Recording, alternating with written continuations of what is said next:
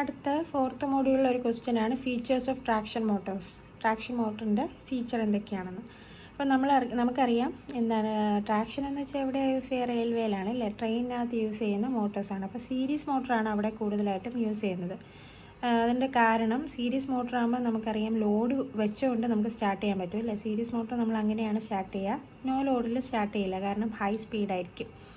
അപ്പോൾ നമ്മൾ series motor നമ്മളിവിടെ ഉപയോഗിക്കുന്നത് ഈ പറഞ്ഞ ഇലക്ട്രിക്കൽ ഫീച്ചേഴ്സും മെക്കാനിക്കൽ ഫീച്ചേഴ്സും ഉള്ളത് കൊണ്ടാണ്. നമുക്കറിയാം അപ്പോൾ ഈ ട്രെയിനിനകത്താണ് ഇത് യൂസ് ചെയ്യുന്നത് അല്ലേ. അപ്പോൾ ട്രെയിനിൽ ആളുകളുണ്ടാകും, അതായത് അവരാണ് ലോഡ്.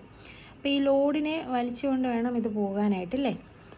അപ്പം ലോഡ് എന്ന് പറയുന്നത് നമുക്ക് അൺപ്രഡിക്റ്റബിൾ ആണ്. ആളുകൾ കയറുന്നതും ഇറങ്ങുന്നതും ഒക്കെ നമുക്ക് അൺപ്രഡിക്റ്റബിൾ ആണ്. അപ്പം ആ ലോഡ് വെച്ചുകൊണ്ട് തന്നെ അതിനെ സ്റ്റാർട്ട് ചെയ്യണം.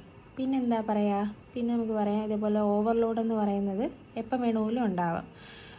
പിന്നെ ഈ പറഞ്ഞ പോലെ തന്നെ ഇത് ട്രാക്ഷൻ പർപ്പസിനാണ് യൂസ് ചെയ്യുന്നത് അല്ലേ. അപ്പോൾ ഹീറ്റ് ഉണ്ടാവാനുള്ള സാധ്യത ഭയങ്കര കൂടുതലാണ്. അപ്പോൾ ഹീറ്റിനെ വിത്ത്സ്റ്റാൻഡ് ചെയ്യാനായിട്ട് പറ്റണം.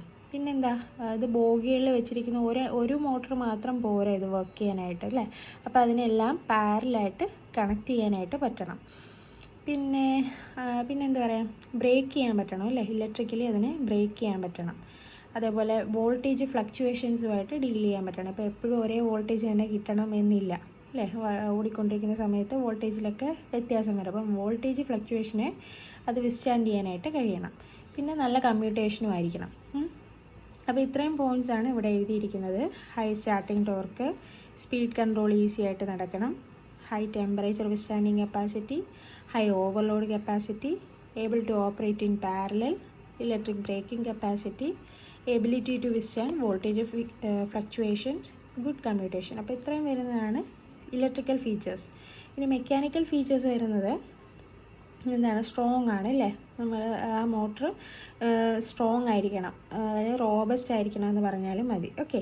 പിന്നെന്താ, ഇത് താഴെയാണ് പ്ലേസ് ചെയ്യുക. അപ്പോൾ അതിനെന്താ, സ്മോൾ സൈസ് എപ്പോഴും സ്മോൾ ആയിരിക്കണം, വെയിറ്റും കുറഞ്ഞിരുന്ന അത്രയും നല്ലത്. അപ്പം വെയിറ്റും അതേപോലെ സൈസും കുറഞ്ഞിരിക്കണം. പിന്നെ എന്താണ്, എൻക്ലോസ് ചെയ്ത് വെച്ചിരിക്കണം, അല്ലെങ്കിൽ എന്തിട്ടും ഇത് അടിയിലാണ് വെക്കുന്നത് അല്ലേ. അപ്പോൾ അത് പൊതിഞ്ഞ് വേണം വെച്ചിരിക്കാനായിട്ട് ആ മോട്ടർ. അതാണ് completely enclosed, minimum weight, high efficiency. അപ്പോൾ ഇത്രയാണ് electrical and mechanical care of traction Motors.